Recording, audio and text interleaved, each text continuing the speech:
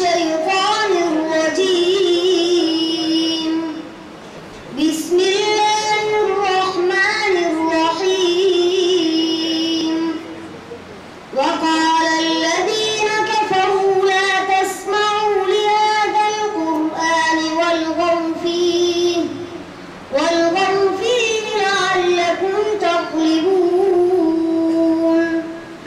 فلنذيقن الذين كفروا عذابا شديدا ولنجزينهم أسوأ الذي كانوا يعملون.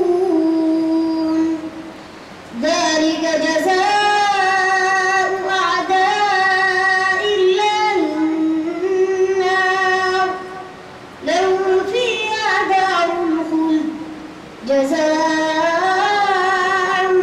بما كانوا بآياتنا يجحدون. صدق الله العظيم. صواب.